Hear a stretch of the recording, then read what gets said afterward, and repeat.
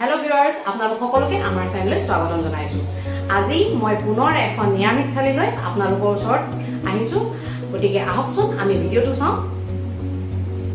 এতিয়া মই প্ৰথমতে মচুৰ দাইলখন ভালদৰে তুলি লম আৰু তাৰ বাবে প্ৰথমতে মই এয়া দি দিছো টেঙেচি।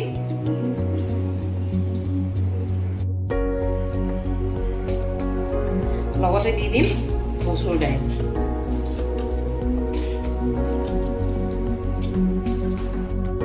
ইয়াতে এতিয়া দিম লম মই অলপমান জোখমতে পানী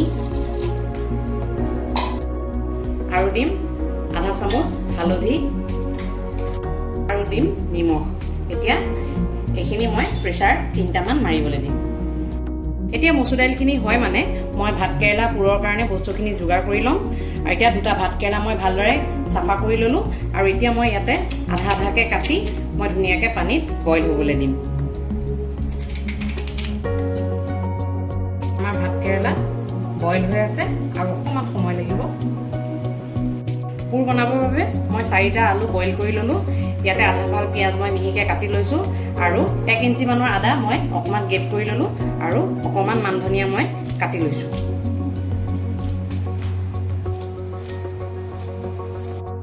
ইয়াতে মই এতিয়া প্ৰয়োজন অনুসৰি অকণমান নিমখ দি লওঁ আৰু গোটেইখিনি বস্তু ভালদৰে মেছ কৰি লওঁ।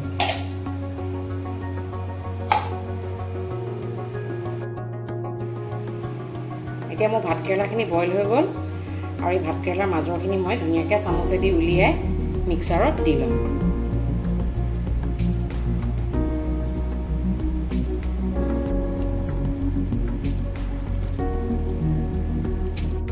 এতিয়া ভাতকেৰেলাৰ এই মাজৰখিনিৰ লগতে মই অকণমান দি দিম মান ধনিয়া আৰু ইয়াতে মই বইল আলুখিনিও দি দিম আৰু ভালদৰে মিক্সিত এবাৰ পিচি দিম।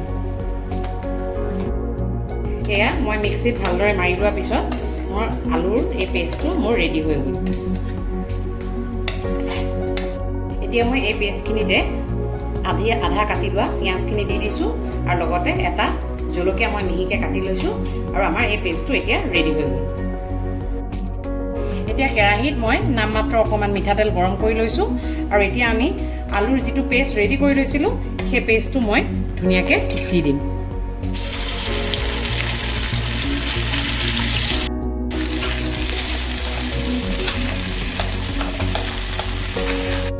দহ মিনিটমান ভালদৰে ভজাৰ পিছত আমাৰ ভাতকেৰেলা পুৰৰ ষ্টাফিংখিনি ৰেডি হৈ যাব।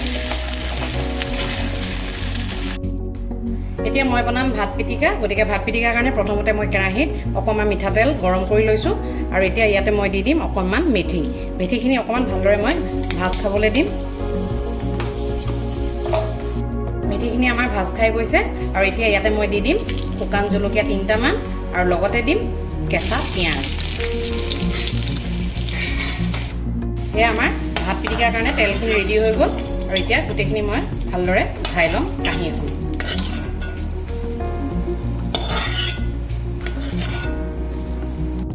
এতিয়া মই ভাত পিটিকাটো বনাই ল'ম। তাৰ বাবে তেলখিনিতে মই জোখমতে অকণমান নিমখ দি ল'লোঁ আৰু দি ল'ম অকণমান ভাত আৰু এতিয়া মই গোটেইখিনি ভালদৰে মেছ কৰি ল'ম। এতিয়া মোৰ ভাত পিটিকা ৰেডি হৈ গ'ল। এতিয়া কেৰাহীত বাকী থকা তেলখিনিত মই আৰু অকণমান মেথি দি দিম আৰু এতিয়া মই টেঙেচি দাইল তেল মাৰিম। মেথিখিনি ভাজ খাই গ'ল আৰু এতিয়া মই টেঙেচি দাইলখিনি ধুনীয়াকৈ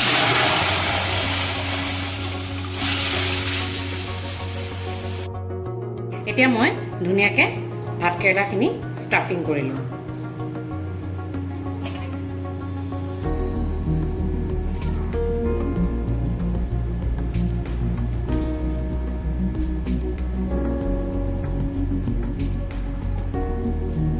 এতিয়া মোৰ ভাতকেৰেলাখিনি ষ্টাফিং কৰা হৈ গ'ল। এতিয়া মই বাতিটোত লৈ লৈছোঁ 4 চামুচ বেচন, 1 চামুচ কৰ্ণফ্ল'ৰ, অকণমান হালধি, জোখমতে নিমখ আৰু নামমাত্ৰ বেকিং চ'ডা দি মই ধুনীয়াকৈ পেষ্টটো বনাই ল'লোঁ। এতিয়া মই কেৰাহীত তেল গৰম কৰি ল'লোঁ আৰু ধুনীয়াকৈ ভাতকেৰেলা ষ্টাফিং যিকেইটা কৰি থৈছিলোঁ মই বেচনৰ কোট কৰি এটা এটাকৈ ভাজি ল'ম।